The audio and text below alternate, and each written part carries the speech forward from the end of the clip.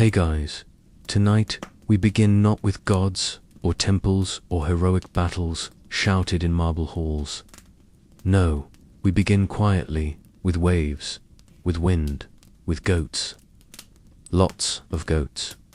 Before democracy, before Socrates annoyed everyone with questions, before Athens even had plumbing, there was a simpler Greece, or rather a mess of mountains, islands, and olive trees just waiting for someone to trip over a rock and accidentally invent civilization. So before you get too comfortable, take a second to like the video and subscribe if you actually enjoy my work. And let me know in the comments where you're tuning in from. Bonus points if you're wrapped in a blanket and surrounded by pillows. Now dim the lights. Maybe turn on a fan for that soft background hum. Ready? Let's float backward in time. Together, you've just woken up on the island of Crete. It's the early Bronze Age. Around 3000 BCU. Don't know what Crete means yet, because names are for people with written languages. What you do have is a village, a sunburn, and a headache from fermented barley. You live in a house made of mud bricks and dried dreams. The walls are beige. The furniture is beige. The food is mostly beige, unless you're lucky enough to find a fig that isn't half wasp. Your life is quiet. You weave. You herd sheep. You occasionally wonder if Poseidon is angry or just hungry again. But something is happening here. You can feel it in the clay. The people around you are starting to organize. Trade boats are showing up with shinier pots than yours. Your neighbor has a new type of axe that looks suspiciously imported. Someone down the hill started making wine in jars taller than you. The Minoans are forming. You don't know they're called that yet. In fact, they won't even get that name until a guy named Arthur Evans stumbles into your future and declares, "This place looks fancy, let's name it after a myth." But you're just a person hauling olive oil in a goat bladder. Still, life's getting weirdly sophisticated. The towns are growing into cities. There are now buildings with multiple levels and drains. Someone invented plumbing, which means your cousin no longer dumps waste out the window. And that's honestly the highlight of your week. Knossos, that's the big one. You don't live there, but you've heard rumors, palaces, columns, murals, of dolphins painted by people who may or may not have seen a real dolphin. Everything smells like incense, ambition, and goat sweat. There's no king, exactly, but someone's in charge. Probably the person who owns the most bronze and speaks the least during dinner. Religion here is soft, edged, and sensual. No thunderbolts. Yet, no pantheon of shouty immortals. Just nature spirits, mother goddesses, and the quiet sense that the world is alive and slightly moody. People sacrifice food and wine, not because they fear the gods, but because it's polite. You spend your mornings grinding grain, your afternoons spinning wool, and your evenings listening to stories about bulls, mazes, and people who get curious for their own good. You don't know it yet, but one of those stories about a guy named Theseus and a creature with too many teeth will echo through history longer than your city ever will. Time passes. You blink, and suddenly it's 1600 BCE. The Minoans have hit their stride. Their palaces are full of frescoes, their seas full of ships, and their calendars full of festivals that involve jumping over bulls, because why not? You wake to music, flutes, drums, a conch horn played by someone who takes it way too seriously. The streets of your town are paved. The markets are loud. You try not to trip over a basket of onions while dodging a goat that looks like it holds a grudge. And then the ground shakes. Not metaphorically, literally. The earth rumbles like a warning. Across the sea, The island of Theraleta, called Santorini, explodes. Not a little eruption. A volcanic tantrum that punches the sky, poisons the air, and possibly drowns half your fleet in waves taller than a prideful fisherman's story. You don't know it yet, but this might be the beginning of the end. The palaces start to crumble. Not all at once, not dramatically. It's a slow unraveling. Trade slows down. Food gets scarce. People mutter about omens and curses. You overhear a traveler mention new people on the mainland. Brutal, efficient, armed, the Mycenaeans have entered the chat. They come from the Greek mainland. Androchi, serious people who build their palaces like fortresses and carry swords like extensions of their anxiety. They admire Minoan art, but paint their own version with more helmets and fewer dolphins. Your town is conquered, politely at first, then less politely. You don't resist. You trade your painted shawl for a Mycenaean tunic and try not to ask too many questions. They bring writing, Linear B, a script you can't read, but that makes your neighbor feel important. You relocate. You start over. You learn new rituals. You hear new names. Zeus, Hera, Athena. The old gods are fading like worn paint on palace walls. It's now 1400 BCE. You're older, tired, but the world refuses to slow down. Mycenae, Pylos, Thebes, cities rise with walls so thick they're called Cyclopean, as if only giants could have built them. The people here worship strength, strategy, and occasionally cows. You hear rumors of heroes men who kill monsters, defy fate, and yell their names before dinner. Most are probably exaggerated. All are definitely loud. The economy grows. Then it falters. A few droughts, a few wars, more than a few bad decisions. Then darkness. By 1100 BCE, something breaks. Palaces burn, cities vanish, writing disappears. No one leaves a note. No one explains. It's as if the world forgets itself. You are now living in the Greek Dark Ages. Fewer people, fewer pots, a lot more silence, but not forever, because somewhere, in a coastal village, a blind poet will eventually gather enough stories to sing of heroes and ships and a city, with walls too high and a horse to hollow. The palaces are gone. The scribes have stopped writing. The ships are fewer. The seas less friendly. And the fires that once lit up Mycenae now flicker faintly in scattered hearths. Welcome to the Greek Dark Ages, a time so dim historians named it like a power outage, but that doesn't mean it was empty. So, before we descend into this quiet chapter, take a second to like the video and subscribe only if your soul enjoys slow-moving history, delivered like a bedtime story written by an ancient librarian with insomnia. Let me know in the comments where you're listening from and what time it is for you. Now dim the lights. Maybe pull the blanket a little tighter, and let's wander into the dark together. You've just woken up in a small, smoky hut made of wood, thatch, and 1,000 quiet compromises. It's early morning. Your fire is barely burning. Your ears are full of the soft sounds of wind, goats, and someone quietly sharpening a bronze blade just outside your window.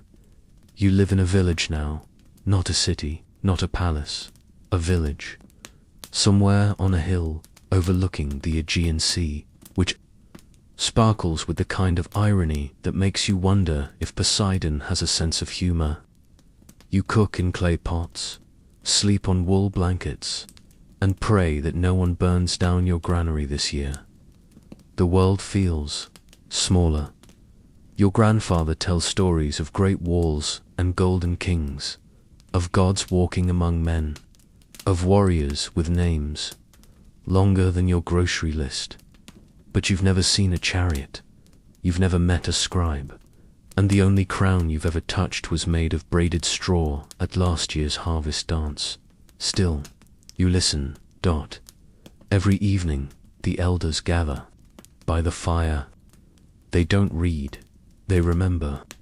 Stories passed from voice to voice, shaped like clay, smooth in some places, chipped in others. Tales of courage, rage, pride, and sometimes very confusing family trees. There's one man in your village who tells them better than anyone. You call him the singer. He's old, mostly blind, and smells faintly of time and regret. But when he opens his mouth, the past lives again. His voice rises and falls like the sea, carrying names like Achilles, Hector, and Odysseus across the smoke-filled air. These are not bedtime stories. These are origin myths. And every time he tells them, they grow sharper, more layered. You don't just hear about the Trojan War. You feel it. The clash of bronze, the screams of the dying, the grief of a mother who knew her son was born for glory and doom, and yet life here is mostly quiet. You rise with the sun, tend to your goats, fish when the weather allows, and trade barley for wine with a village 2 hills away. Your world is defined by what you can walk to. There are no ships on the horizon, no kings demanding taxes, no written laws, just customs, memory, and the gods. Are the gods still here? Still unpredictable? You worship them in groves, in caves, on mountain peaks, where the wind feels too personal. There are no grand temples yet, just flat stones with offerings of figs, honey, and whatever animal you can afford to part with. Zeus still reigns from Mount Olympus, though you've never seen him. Athena still guards the wise, and Apollo still sings through lyres and fevers, but the connection feels older, wilder, less sculpted, and more elemental. Time passes strangely in the Dark Ages. You age, but the world does not seem to move. And yet, beneath the surface, things are shifting. Iron begins to appear. Not in great quantities, not yet, but enough. A blacksmith in your village quietly forges a blade that cuts cleaner than bronze. It rusts, yes, but it's cheaper, harder, and that changes everything. Tools improve, so do weapons. The strong become stronger, conflict sharpens, but so does craft. Pottery becomes more elegant. Geometric designs dance across cups and bowls like coded poetry. A new aesthetic is forming, but strangely deliberate. You don't know it, but Greece is waking up. Villages grow, trade routes re-emerge, ships cautiously return to the sea. You hear of new settlements on distant shores, southern Italy, the Aegean Islands, even the coast of Asia Minor. People say the Ionians have settled near Ephesus, the Dorians have moved south, the Aeolians claim the north. You don't care much for their names, but you do care that their wine is excellent, and then something remarkable happens. Writing returns, not the old linear B script of the Mycenaeans that was tied to the past, to bureaucracy, to palace inventory lists and administrative nonsense. This new system is leaner, simpler, borrowed from the Phoenicians, adapted for Greek sounds, turned into something you can scratch into a pot or paint onto a wall. The alphabet, not just for kings, for anyone who can hold a stylus, and with it comes the possibility of remembering, truly remembering. Not just through song or firelight or rumor, but in symbols, marks, words that outlive their speaker. One day, someone writes down the singer's tale. It's not quite how he told it. It's cleaner, more organized. The gods are flashier, the battles more dramatic, but the bones are the same. The anger of Achilles, the walls of Troy, the long journey home. You don't know his name, maybe it's Homer, maybe it's many people, maybe it's no one at all. But those words, they endure. The Iliad, the Odyssey, two poems born from centuries of forgetting, now preserved in ink and ash.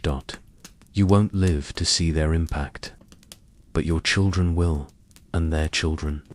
And one day, thousands of years from now, students will sit in cold classrooms, reading about a war fought over a woman with the face that launched 1,000 ships and complain about the length of the sentences.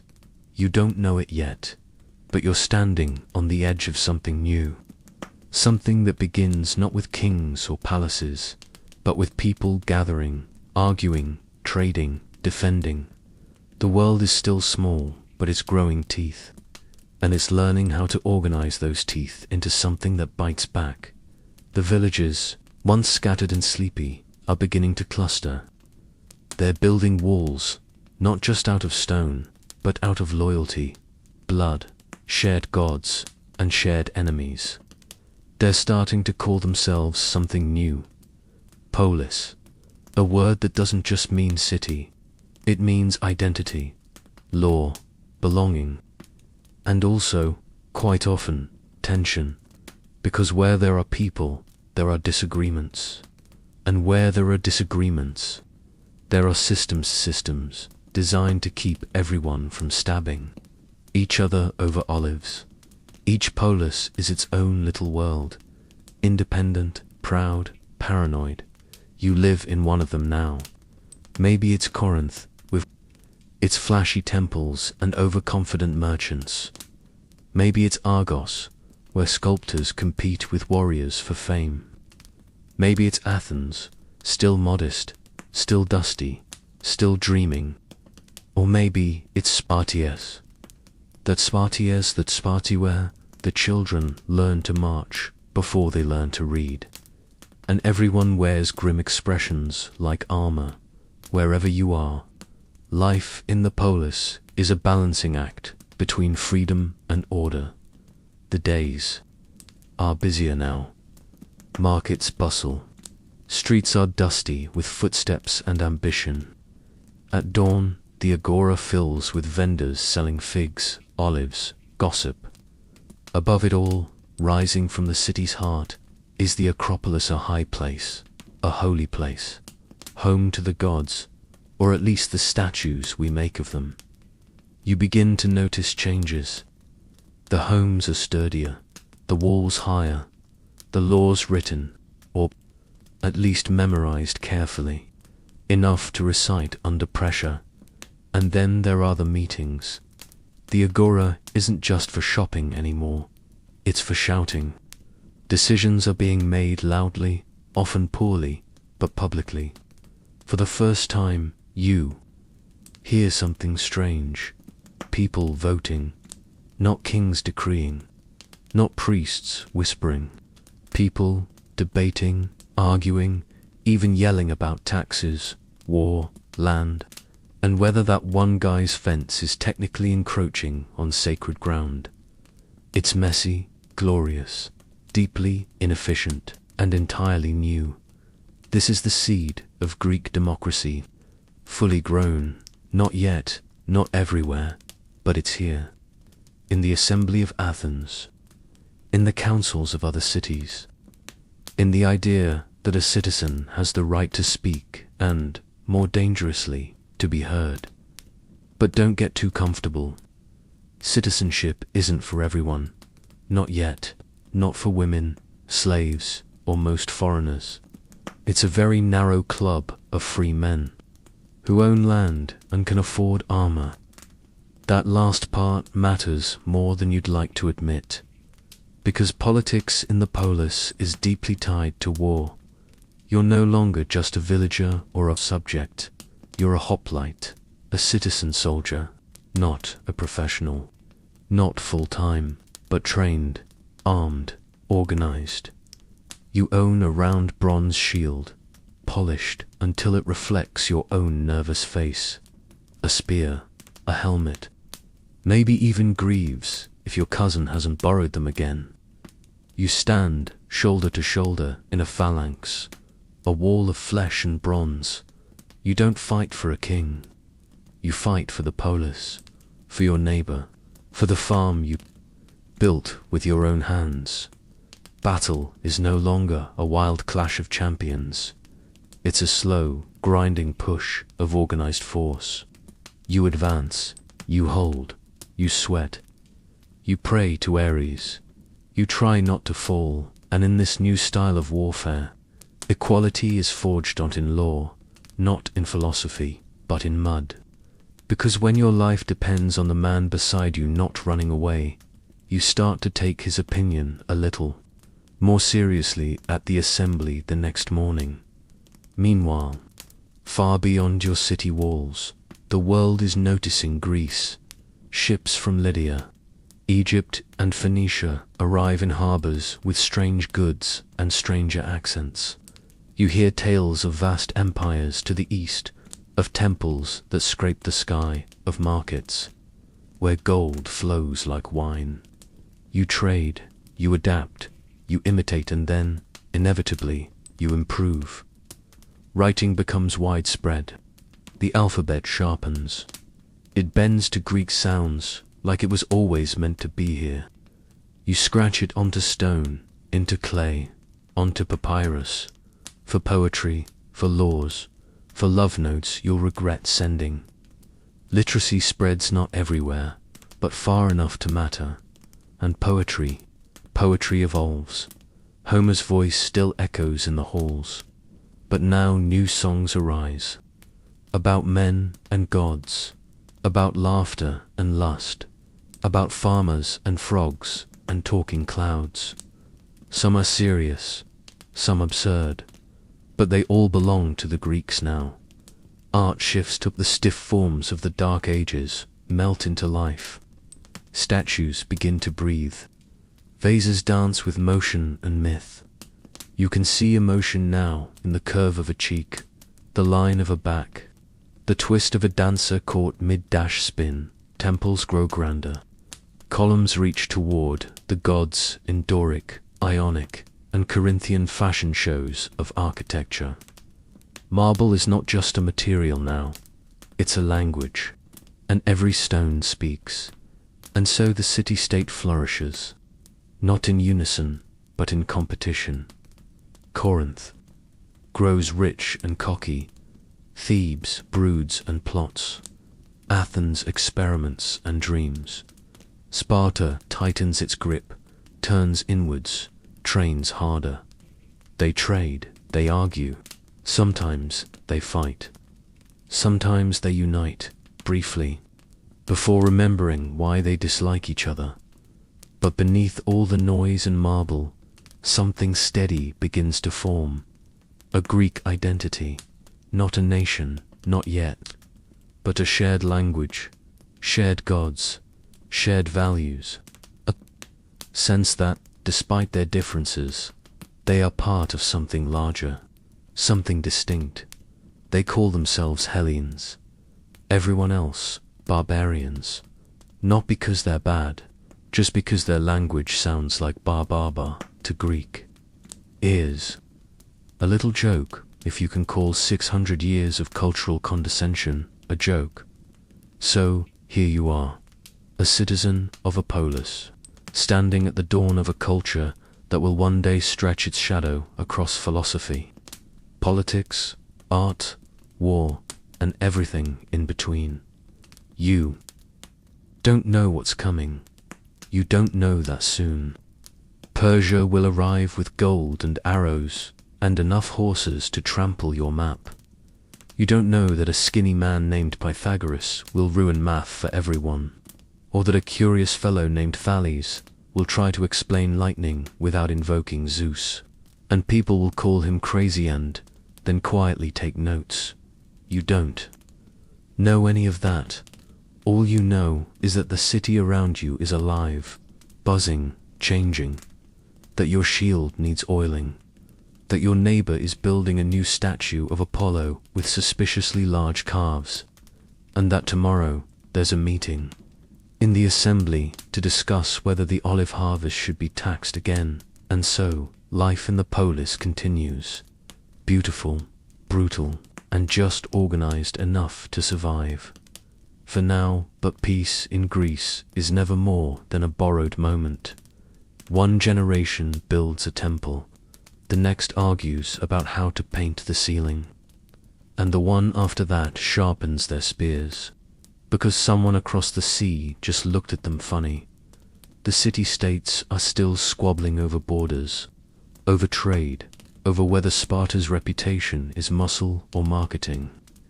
But something is different. There's a hum in the air, a tremor that starts far away and rolls toward you like thunder across water. The East is stirring, not just a neighbor, an empire, Persia, vast, ruthless, glittering with golden gods you've never heard of. From the Indus River to the Aegean Sea, they stretch like a shadow with silk-lined sandals. Cities fall, kings kneel, and now they've noticed Greece. It starts small, doesn't it always? Some Greek cities in Asia, minor far-flung outposts hugging the coast, decide they've had enough of Persian taxes and royal commands delivered. With too many vowels, they revolt, loudly. Messily. You don't live there, but you hear about it. The Ionians, they're called proud, brave, some say foolish. You don't know, you just know that Athens sends ships to help them. It seems noble. At the time, to Persia, it seems offensive.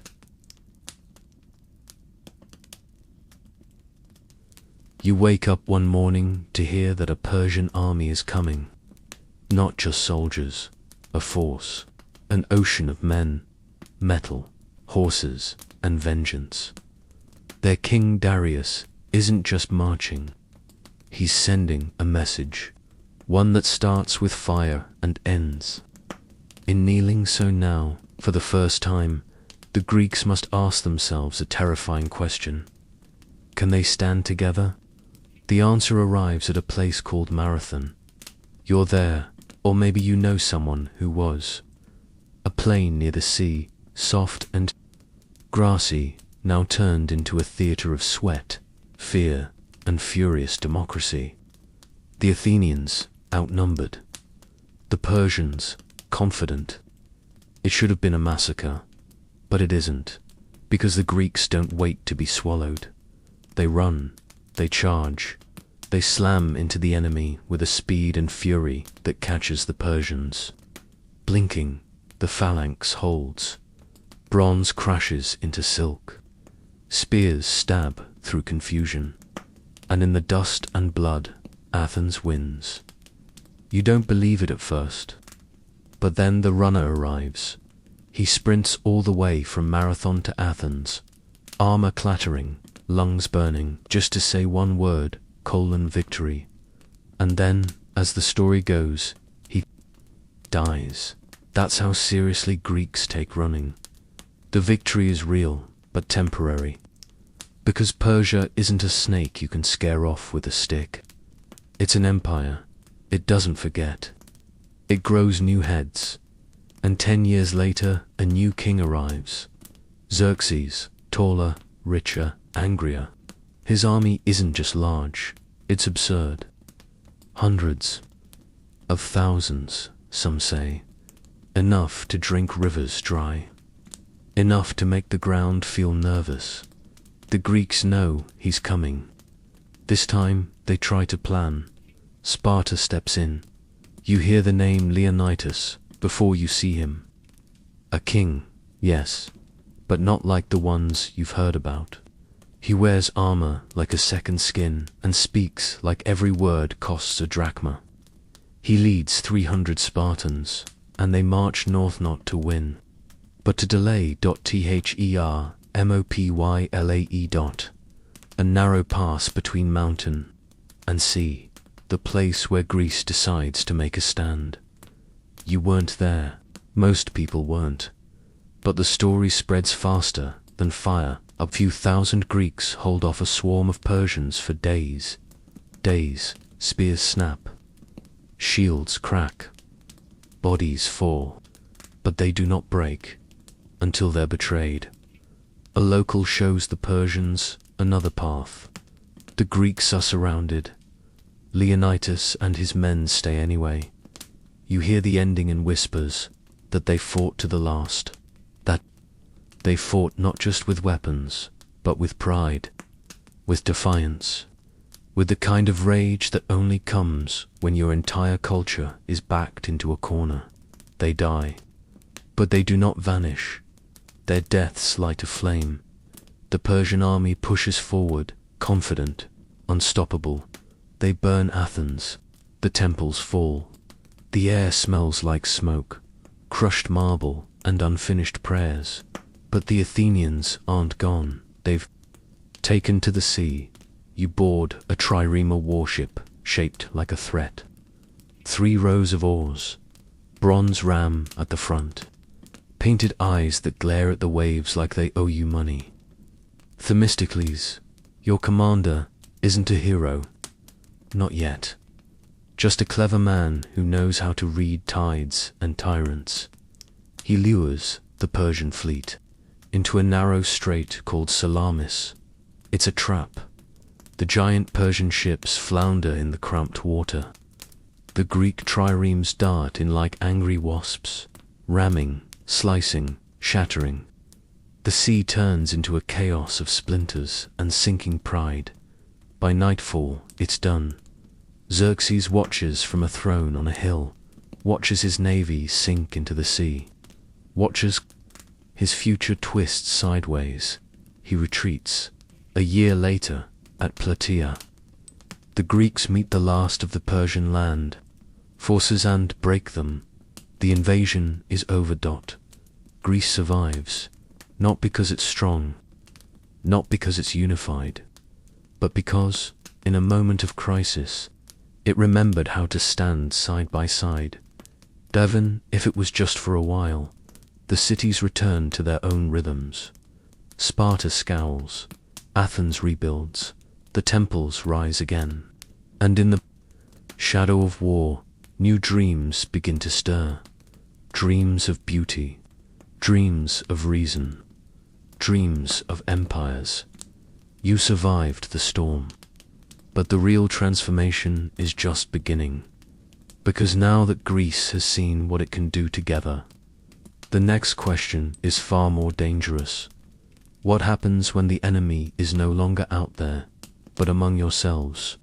The smoke clears, the swords are lowered, and for the first time in a very long time, Greece breathes. Not deeply, not freely, but enough to build again. Enough to imagine. The war with Persia left scars, but it also left something else, a sense of what's possible. The city-states return home changed, not conquered, but not quite the same. Sparta goes back to being Sparta, quiet, watchful, allergic to praise. But Athens has other plans. The Persians burned their city to the ground. So Athens decides to rebuild it grander than before. Not just with stones, but with ideas.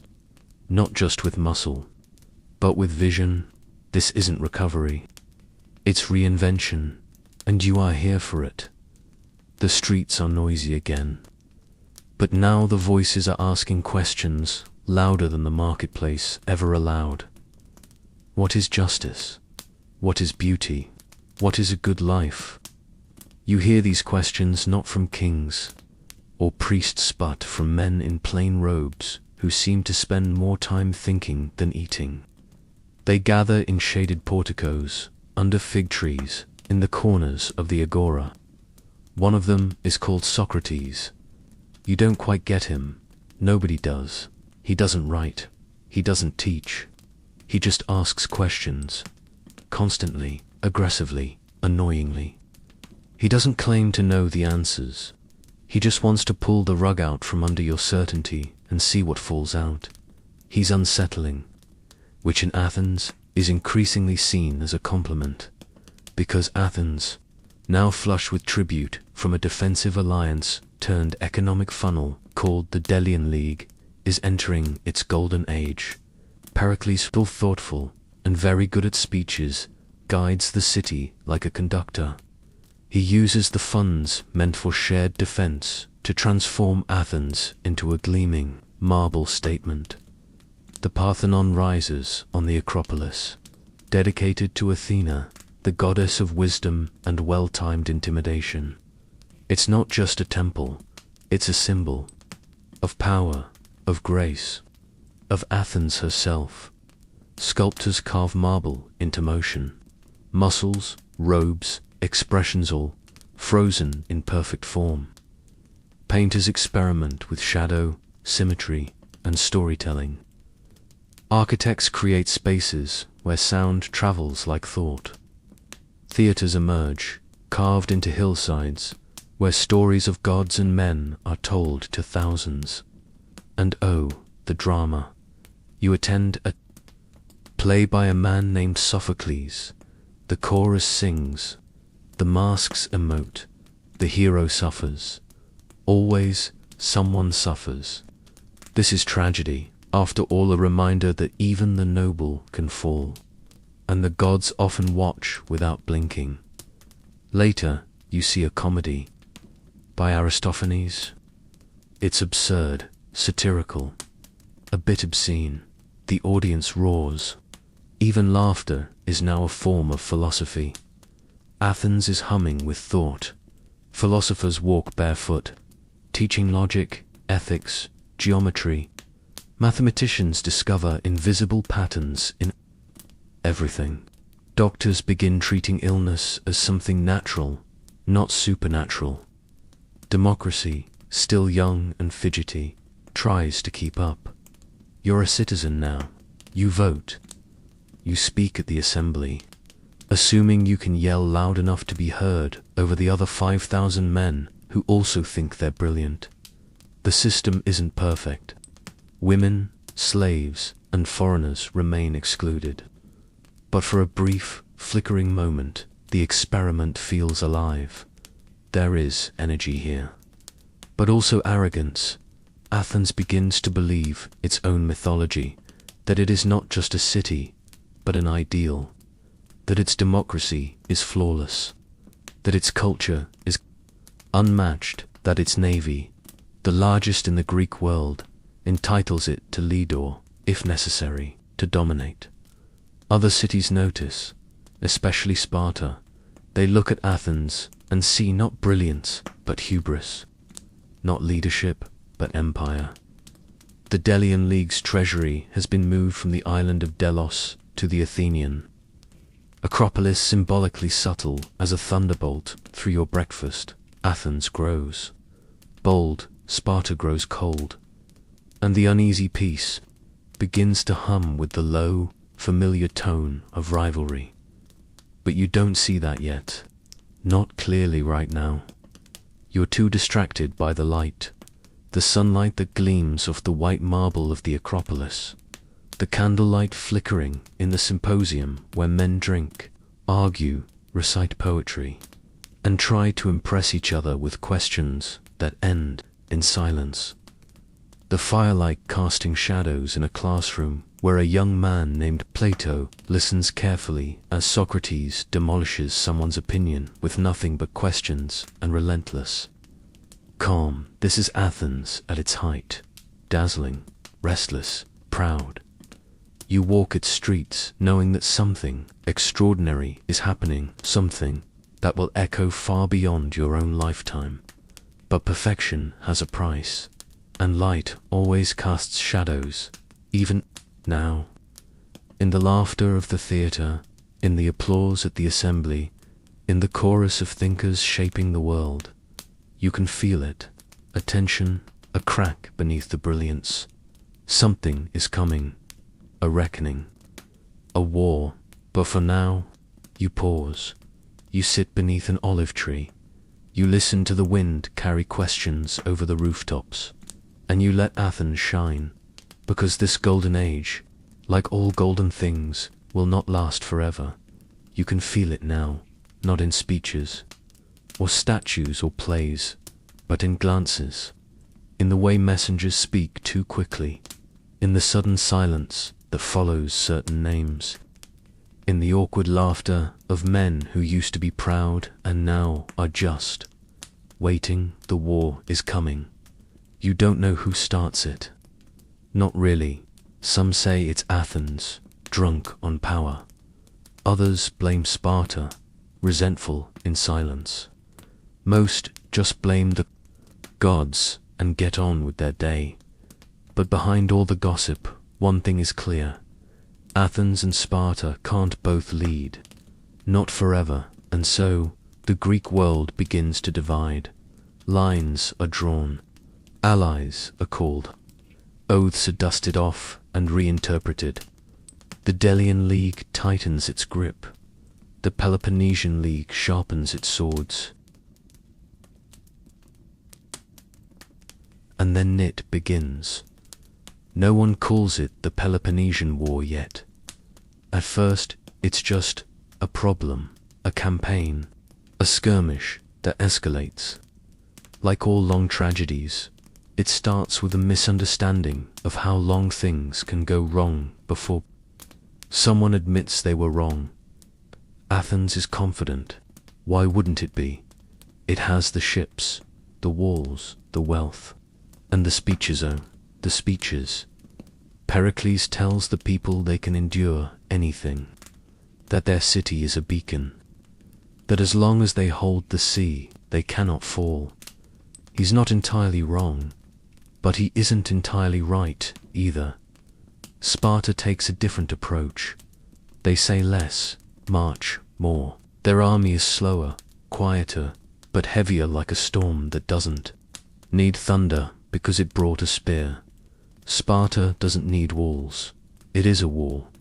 The war doesn't play out like the old epics. No single battle. No glorious champion ending it all with one well-thrown spear. This is a siege without end, a drip of blood instead of a flood. One year melts into another. Campaigns blend into rumors. Victories feel like rain in a drought brief, uncertain, and immediately followed by more dust. Athens stays behind its massive city walls, relying on the navy to strike and supply. Food comes in by sea. So does gossip. So does hope. And then Deatha, plague. Not a metaphorical one. A real one. It slips in quietly, probably through the port of Piraeus, tucked between sacks of grain and whispered prayers. And suddenly Athens chokes. The streets overflow. The temples smell of incense and fear. No one knows what causes it. The gods are blamed. Foreigners are blamed. Eventually, even Pericles is blamed. And then he dies. The city loses its voice. Leaders rise, fall. Some scream for vengeance. Others for peace. But mostly, there is just more war. The islands burn. Cities switch sides. Armies clash on land and sea. Friends become enemies. Enemies become contractors. You hear about atrocities. Not glorious ones. Just sad ones. Starved. Cities. Betrayed allies. Slaughtered prisoners. The war lasts nearly 3 decades. By the end, no one remembers why it started. Only that it has become everything. And then, the unthinkable. Athens makes a mistake. A grand, glittering mistake. Sicily, far across the sea. A new campaign. A promise of wealth.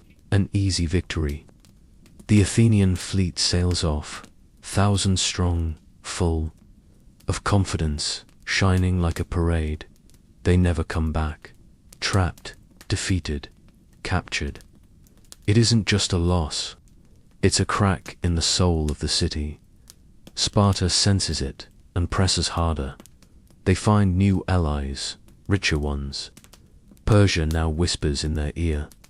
Gold flows, ships are built, and the balance tilts. Athens, worn down by plague, pride, and poor decisions, begins to break. In 404 BCE, after nearly 30 years of blood and breathless speeches, it surrenders. The long war is over. Sparta stands, Athens kneels. But there is no celebration. Not really, because what was lost cannot be rebuilt with treaties or taxes. The temples still stand, but the fire has dimmed. The thinkers still argue, but their questions sound more bitter now. And Sparta, it has won a war it never truly wanted. It rules, briefly, harshly, uncomfortably. But Sparta was never made to rule the Greek world, only to outlast it. And so the land is quiet again, not peaceful, just tired. You walk through the ruins of what used to be certainty. Broken statues, faded frescoes, a marketplace that once buzzed with argument, now filled only with dust and pigeons. And somewhere, in a dark corner of the city, a boy reads the works of Homer and wonders how a people so brilliant managed to tear themselves apart in slow motion. The answer is never simple. Pride, fear, power, all of them. But the war has left its mark, and while the gods still watch from their mountain, even they seem less involved now, as if disappointed, as if waiting, because though the cities are weary, the story is far from over. Far away, in a northern land of rough terrain and unfamiliar accents, a boy is learning how to tame horses, command men, and dream beyond borders. His name is Philip, and his son will be named Alexander. The fire is low now, not out, but flickering Greece, after decades of war, is quieter, not wiser, just quieter. The great city-states Athens, Sparta, Thebes still exist, but they no longer shine. Their glory feels like a story someone else told. Their pride tastes more like ash than ambition. And while they bicker and rebuild and look inward, something else begins to grow in the north. Maked. You've heard the name before. Rough people, mountain people, Greek, sort of, but different, less refined. Their dialect is strange. Their politics primitive, some say. For generations, the southern cities have looked down on them. Macedon was a place for horses, not heroes. That changes, it changes with one man.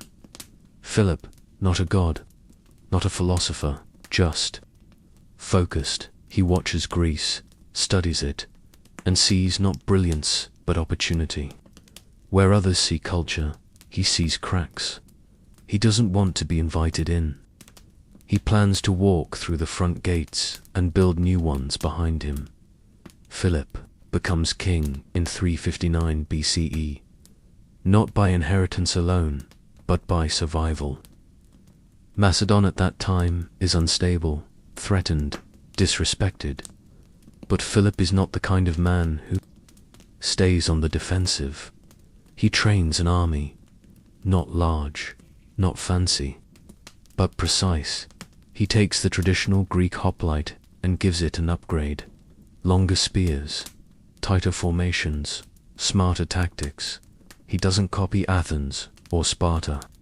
He learns from them, then outgrows them, and then he marches, city by city, deal by deal, bribe by bribe. He expands, not like a conqueror with a torch, but like a craftsman with a chisel, subtle, patient, unstoppable. You don't even realize it at first. One day you hear that Macedon has taken Thessaly, then Thrace. Then somehow Thebes is nervous. Then Athens is writing frantic speeches about northern threats, that sound like warnings shouted into a wind that's already past you by the time the Greek cities agree to unite against Philip. It's too late. 338 BCE, Chaeronea. Philip crushes the combined forces of Athens and Thebes in a single, decisive battle. His son, just 18, leads the cavalry. His name is Alexander, and already people are whispering Greece is no longer a world of rival cities. It is, for the first time, one thing, unified, reluctantly, uneasily. Philip forms the League of Corinth, kind of diplomatic muzzle for the cities that used to call themselves sovereign. He claims it's for peace, for unity, for something greater, and then, just as he prepares to lead all of Greece in a bold campaign against their old enemy, Persia, he is murdered. No warning, no battlefield, just a knife, a narrow alley, and 1,000 theories that will never be proven. The throne passes to his son, Alexander. Barely 20, smooth-faced, sharp, dash-eyed, too young, some say too ambitious. Others whisper. But before anyone can finish their sentence, Alexander begins. He quells rebellions in the north like someone swatting flies. He marches south. Thebes, once mighty, tries to resist. He destroys it, leveled, erased, not as punishment, but as a message. The rest of Greece gets the message. Alexander is now not just king of Macedon, but commander of all Greece. And he has inherited not just Philip's army, but his dream, Persia. You stand on the docks as his ships set sail. Tens of thousands of men, supplies, horses, gold, ambition. It doesn't feel real. Persia is an empire, ancient, endless, a place of silk palaces, immortals. But Alexander walks into it like it owes him something. In 334 BCE, he crosses the Hellespont, a narrow strait between Europe and Asia. It's barely a river. You could row across in an hour.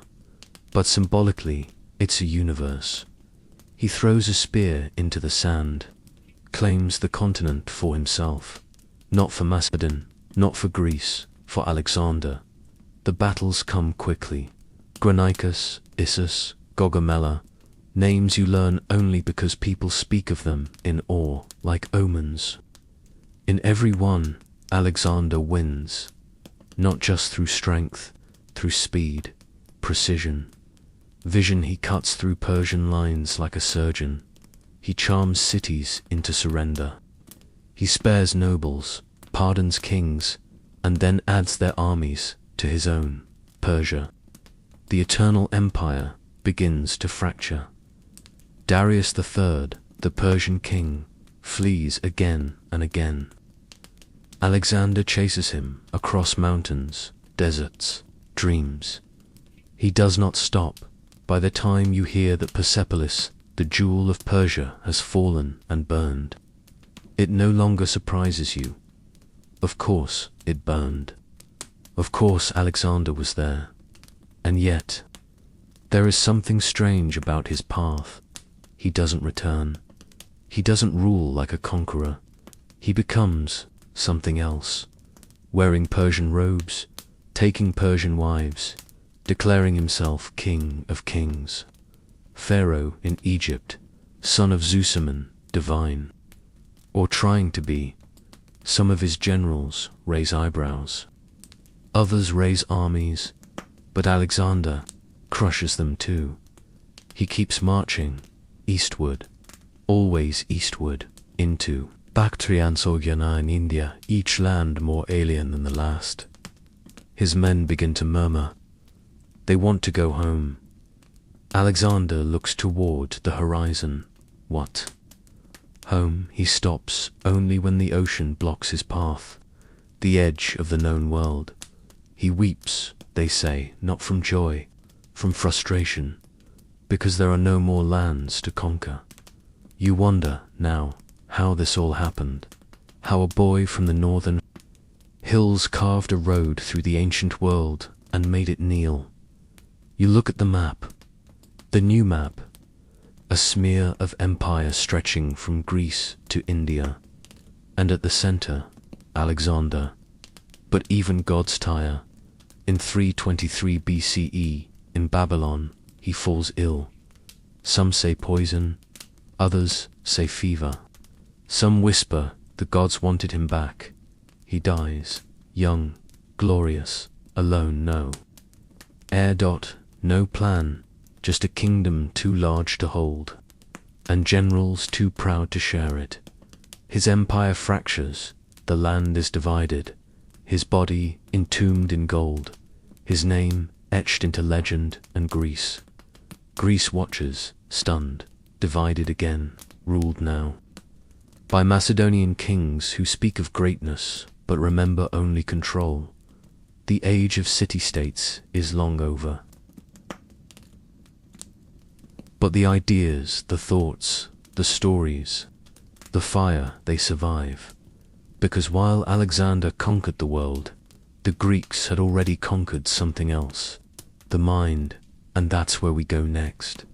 The swords are rusting now, the marble is cracking. Alexander is gone. His empire is sliced into pieces like a fruit passed around by generals with sticky hands and sharper knives. The wars continue quiet, far away, no longer sacred, just ... expected. But something else is happening, something quieter. It began long before Philip sharpened his first spear, before Xerxes crossed the Hellespont, even before the foundations of the Parthenon were laid. It began with a question. What is this? What am I? And how do I know? The Greeks had always wondered, of course. But now, in the shadow of kings and crumbling statues, their questions take center stage. This is the true revolution, not one of land or conquest, but of thought. You sit under a shaded portico in Athens, a city no longer powerful but still radiant. With memory, the stones beneath your feet remember greatness. And above you, philosophers walk, not like priests, not like generals, more like wanderers with chalk-stained hands, and the habit of ruining perfectly good conversations with questions that unravel your brain. Like a dropped ball of string. First, there was Thales, who dared suggest that lightning wasn't Zeus hurling temper tantrums, but just nature doing nature things. Radical for its time, heretical even. Then Pythagoras, whose name now haunts every student with a triangle. But he wasn't just about right angles. He believed the universe sang, that numbers were not just tools, but truth. Then came Heraclitus, who saw change as the only constant. You can't step in the same river twice, he said, and people nodded. Then tripped over that thought for the next 1,000 years. But everything changes with one man. Socrates, you hear him before you see him. Asking, always asking. He doesn't write. He doesn't preach. He just talks. Relentlessly. Questions you didn't want to be asked. Answers he never quite gives.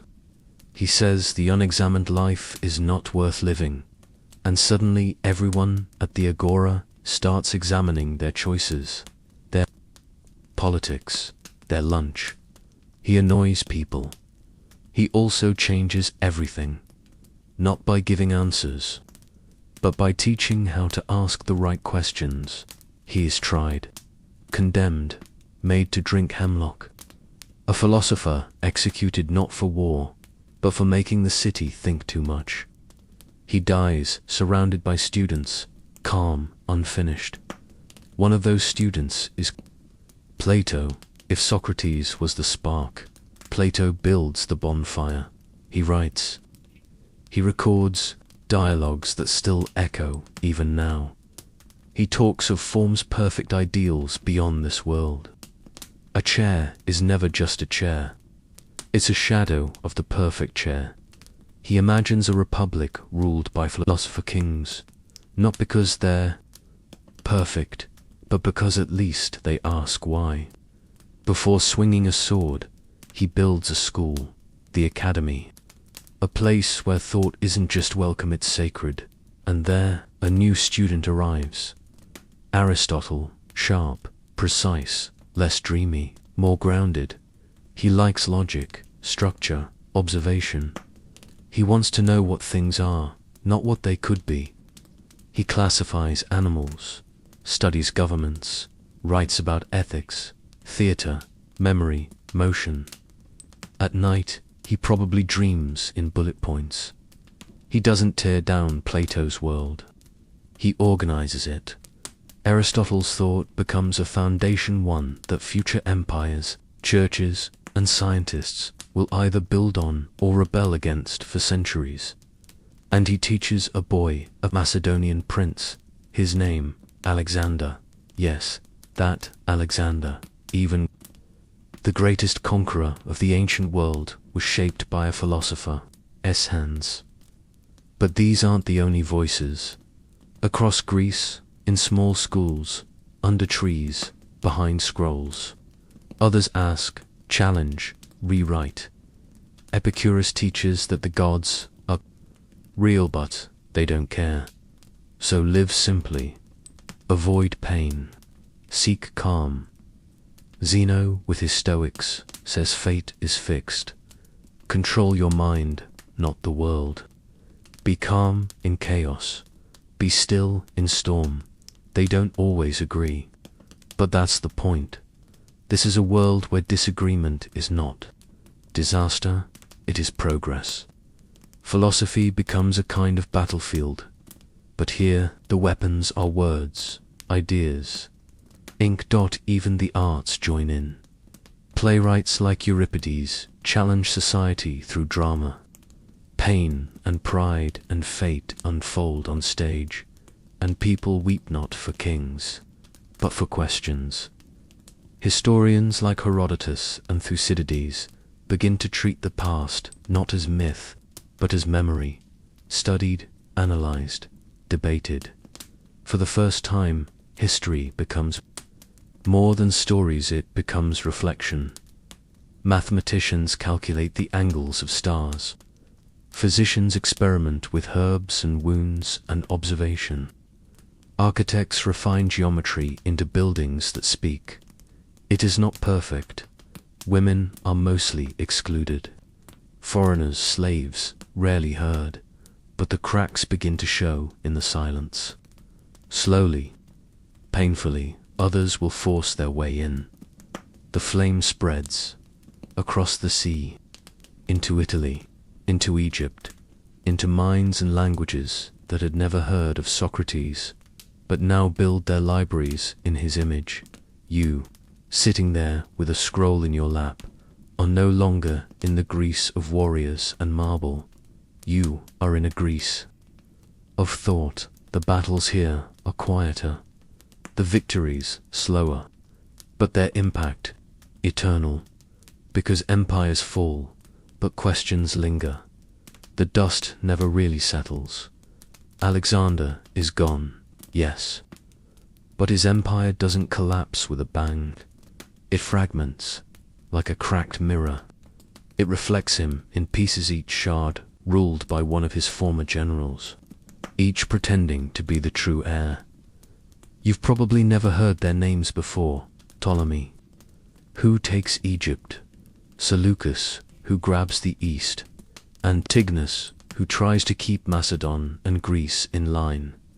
Together, they become known as the Diadochi, the successors, though really, what they inherit is not a kingdom, but a problem. Because you can conquer the world, but you can't hold it together with bronze alone. And so, the Hellenistic age begins. Greek, but stretched, blended, stranger. You live in a city. Now, not Athens, not Sparta, not even in Greece. It's called Alexandria, founded by Alexander himself In Egypt, where the Nile greets the sea like an old friend. It is not a Greek city, not entirely, but it feels Greek. The columns are familiar. The statues look like gods you recognize. The language in the streets is Greek mixed with Egyptian, Persian, a little Phoenician, and something else that no one bothers to name but everyone understands. This is what the world looks like now: Greek thought, Greek art, Greek language spread far beyond the homeland. But it's been adapted, rewritten, translated. You walk through the marketplace and see a statue of Zeus with Egyptian eyes. You visit a temple where Artemis and Isis share the same altar. You buy scrolls written by a Babylonian astrologer in Greek, translated from Aramaic, originally composed under a Persian sky. Everything is layered, and nowhere is this clearer than in Alexandria's library, a wonder, a dream. A building that tries to hold every word ever written. Scrolls line the walls. Histories, plays, treatises on stars, medicine, insects, soul. Some say it holds over 400,000 scrolls. Others say no one really counted. You wander through the halls like a ghost, touching knowledge that smells like salt and ink. It is a temple not to gods, but to memory. Scholars gather here from every corner of the known world. They measure the Earth's circumference. They chart the stars. They dissect the human body and try to describe the soul with diagrams. And in all of it, you hear Greek, but it is no longer the Greek of Pericles and Socrates. It has changed, expanded. It has become the lingua franca of an entire world, one that reaches from Athens to Afghanistan, from the pyramids to the Aegean. But what about Greece itself? What about the homeland? It's quieter, macedon, still rules, sort of. The old city-states still bicker, still vote, still remember when they were the center of the universe. But now they are more like grandparents at a wedding, well-dressed but no longer calling the shots. Athens remains a beacon of thought. Its schools still buzz. Its streets still echo with questions. But it is no longer the capital of anything except nostalgia. And Sparta, even it has softened. Not into comfort, but into history. The world has moved on, yet even in the farthest corners of the Hellenistic world, when people build statues, they shape them in the style of Phidias. When they write, they quote Homer. When they rule, they call themselves Basileus, king, using a word rooted in Greek soil. This is a world of hybrid empires, philosopher kings who sponsor plays in foreign tongues, warriors who carry Aristotle in one hand and a scimitar in the other, merchants who pray to Apollo and Anubis in the same breath. Even religion shifts, new cults emerge, mystery religions, they're called, secretive, emotional, promising salvation beyond this life. Dionysus grows more exotic. Orphic rites spread. The gods become more approachable and sometimes more foreign.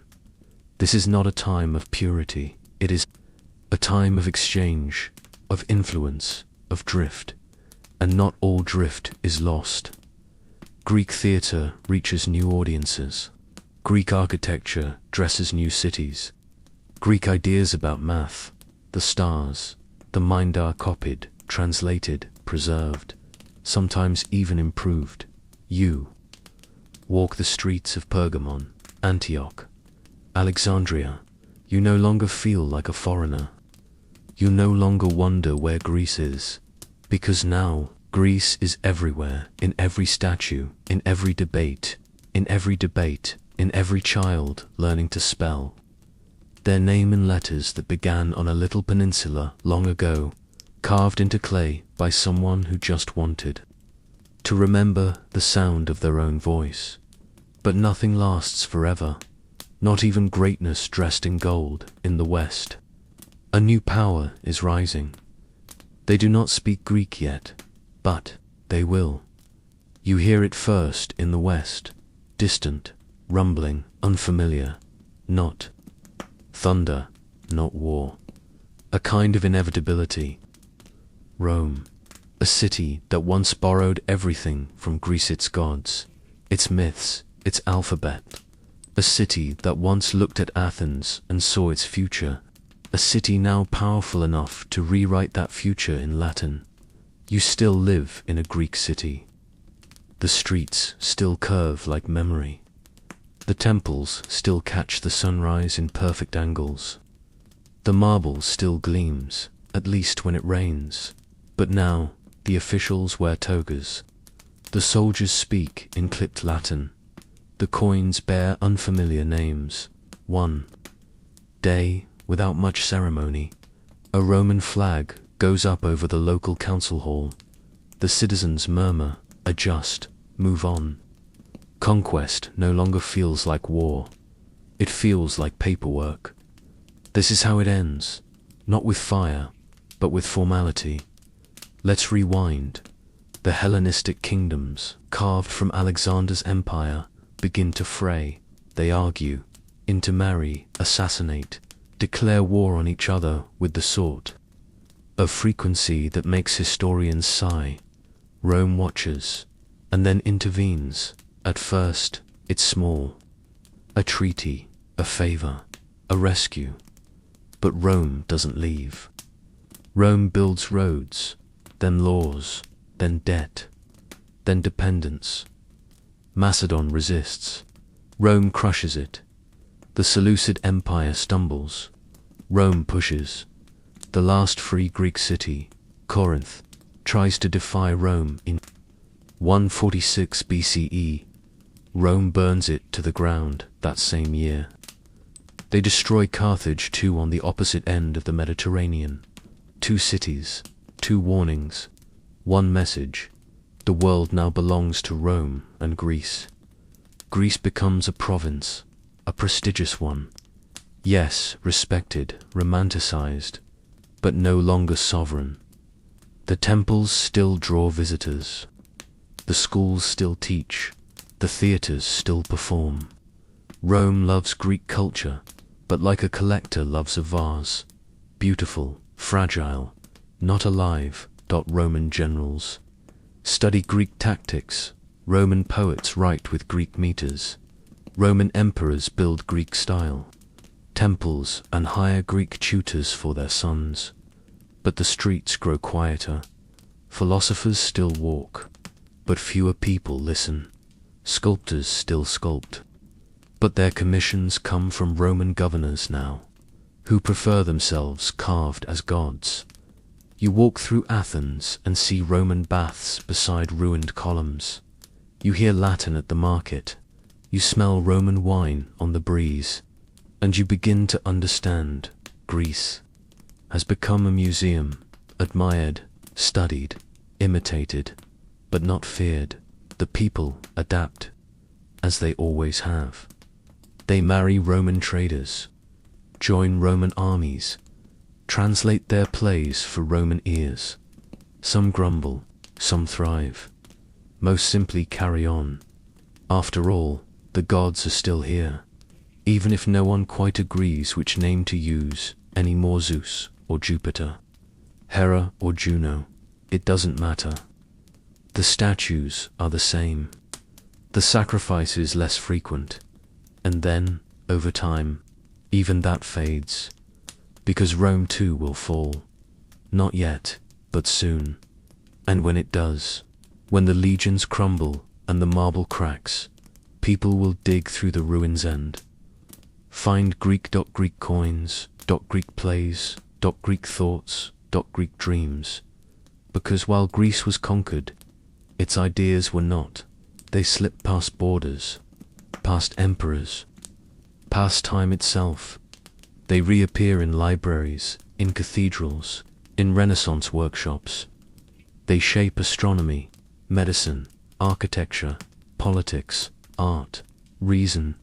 You cannot erase Greece, because Greece is not a place, it is a way of asking, a way of seeing, a way of wondering why the world is the way it is, and what it might become.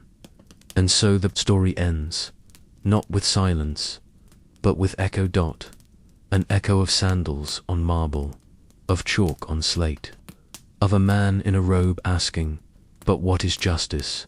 An echo of a small, stony peninsula, full of goats and gods and stubborn ideas that refused to die. An echo that continues still, even now, even here as you lie back, eyes closed, listening to history breathe.